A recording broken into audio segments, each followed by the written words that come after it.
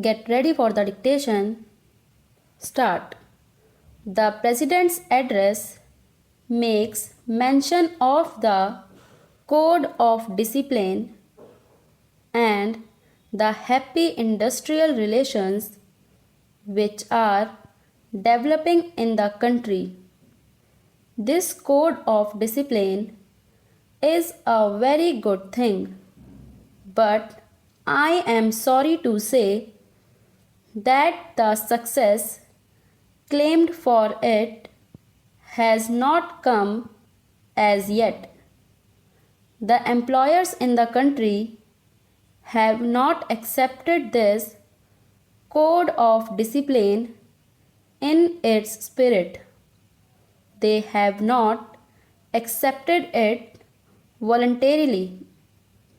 They have not shown by their conduct that they understand and appreciate the spirit of the code of discipline, and something will have to be done about it.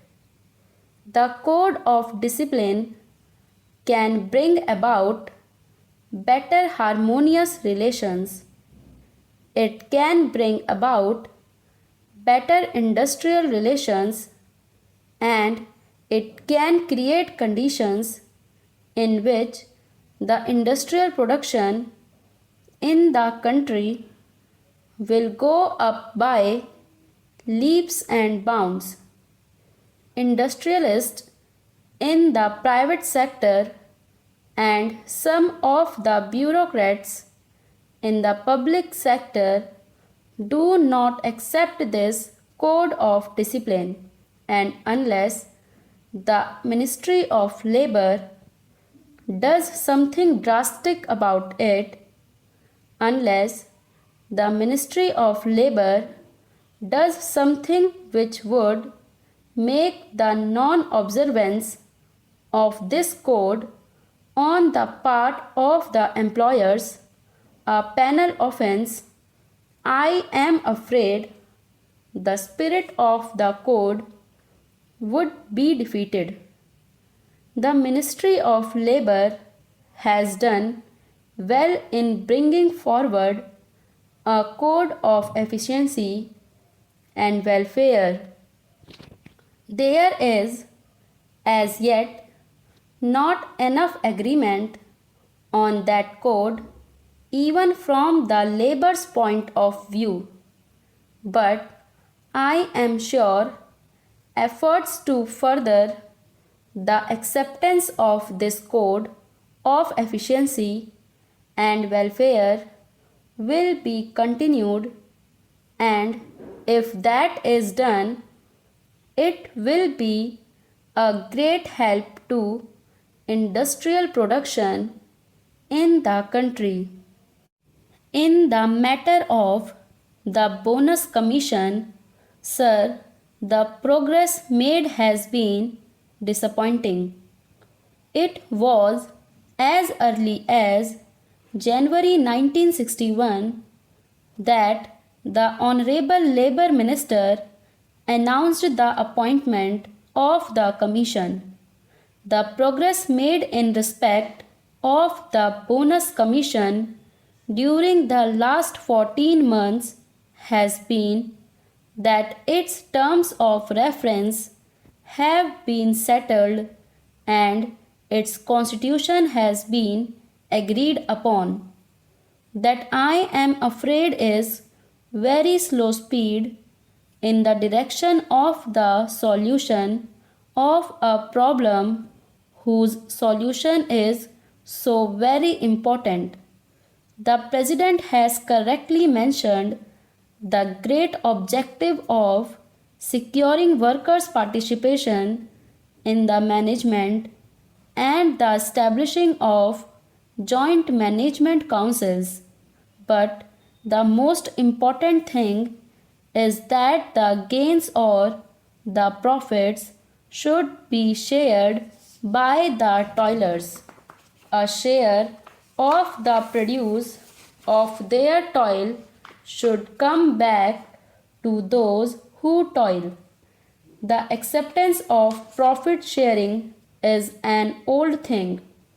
It was accepted by those responsible for the industrial truce 14 years back, but we are yet to evolve a satisfactory formula.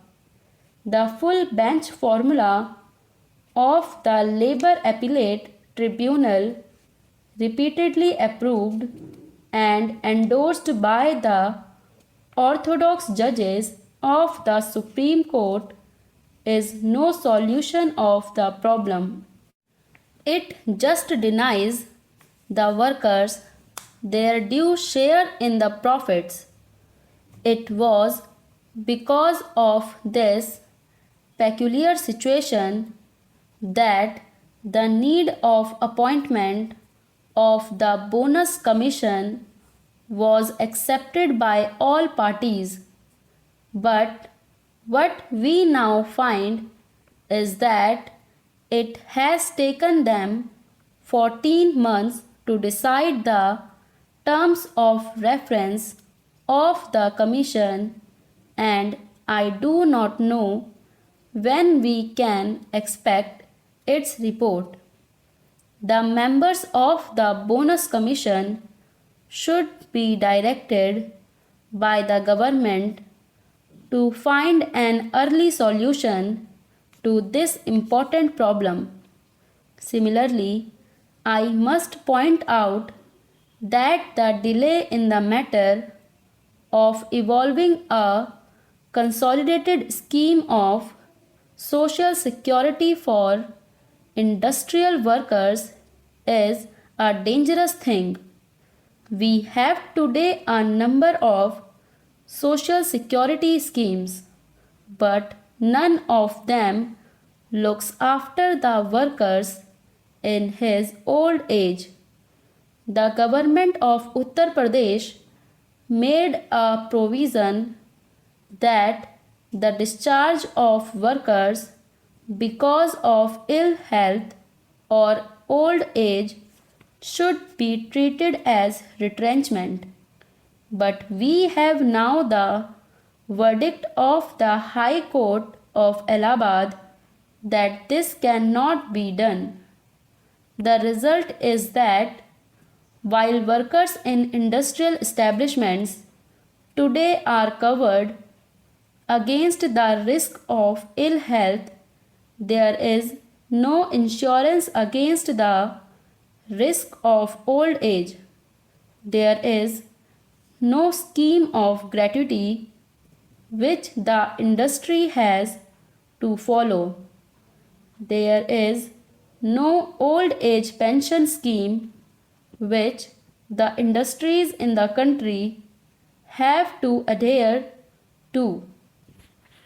The result is that there is a big gap or disparity in the lives of the workers who are in employment and those who are out of it, particularly those who are thrown out of employment because of old age or continued ill health.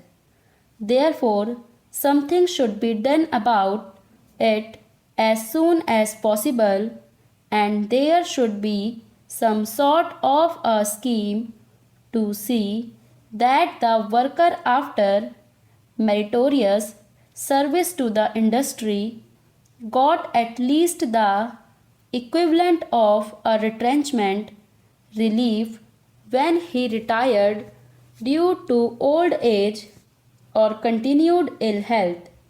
That is a pressing problem. We know that in Kanpur, industrialists have adopted the practice of terminating the employment of workers merely by giving them 12 days notice. The worker is told that he has been found to be unfit.